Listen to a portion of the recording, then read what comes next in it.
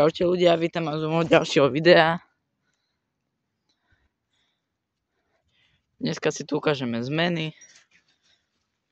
Vlastne čo sa tu zmenilo.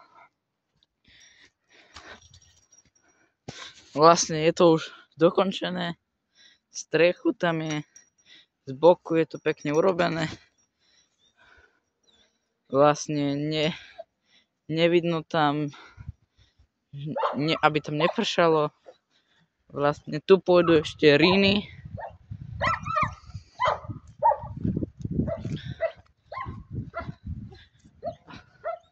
A tak. A potom tu máme ešte jednu novinku.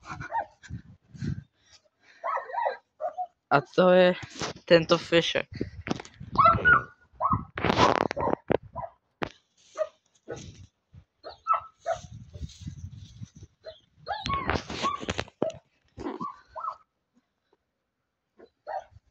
Vlastne on je tu miesto Cira, lebo Ciro išiel na pripustenie. Vlastne, aby Malina nebola sama, tak vlastne tu doniesli kamaráta. To je ešte mladý capko, oveľa mladší ako Malina, ale sú kamaráti.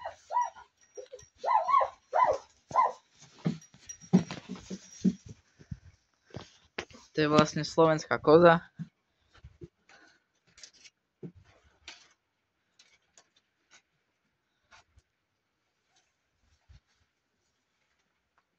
Vlastne potom sme tu kozom dali takýto, aby ste to mohli prechádzať a aby im to trochu, vlastne aby im to nefúkalo.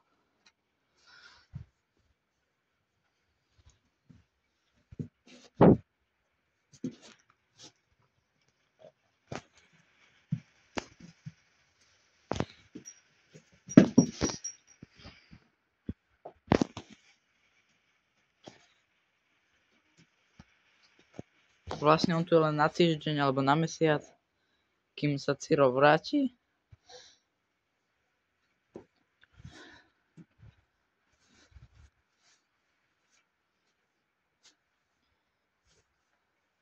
On tu je ako keby na hosťovaní.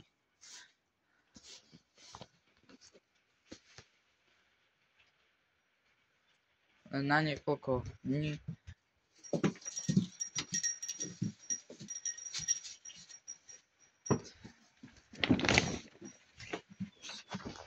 Potom vlastne vnútri to majú takisto.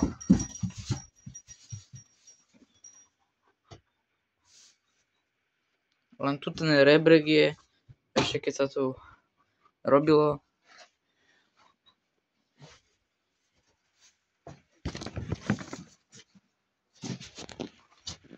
Pri sliepkách sa vlastne nič nezmenilo. Len to pri kozách.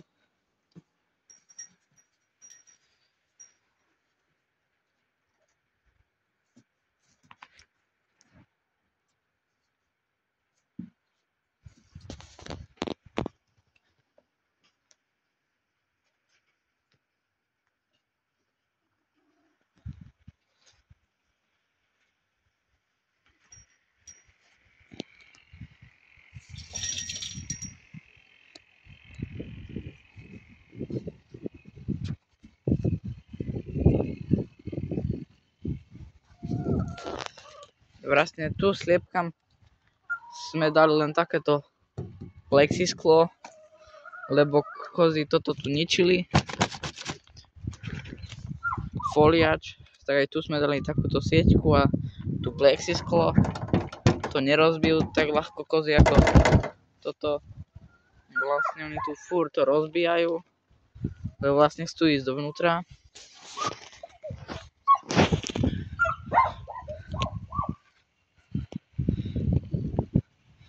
Potom vlastne tieto tu biele dosky to pôjdu ako na zateplenie, lebo tu na sú škáry a to im bude v zime prechádzať teplo. Vlastne potom tu máme uložené seno, kde oni veľmi radi chodia.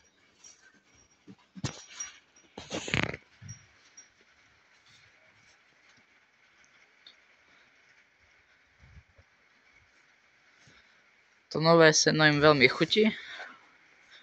A vlastne iné, čo sa tu zmenilo, je vlastne táto striežka, aby im nenapršalo do sena, tak vlastne sme im urobili takúto striežku.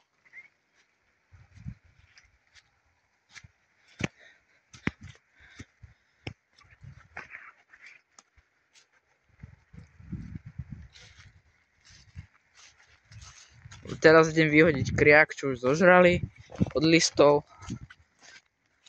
Cez plod im to tu prehodím.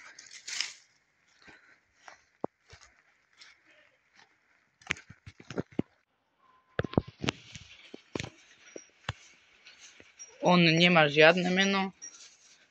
Proste je to len biely cap. Títo capovia viac smrdia ako tí naši. Náš. My máme anglodubisky rodinku ako keby.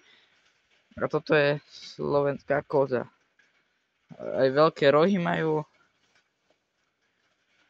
Bratky.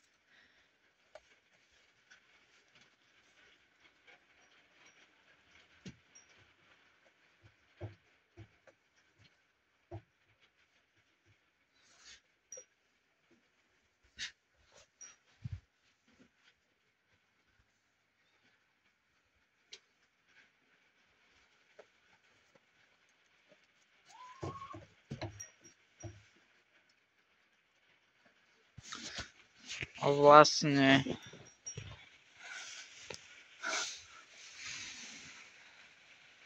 toto by bolo z tohoto videa aj všetko.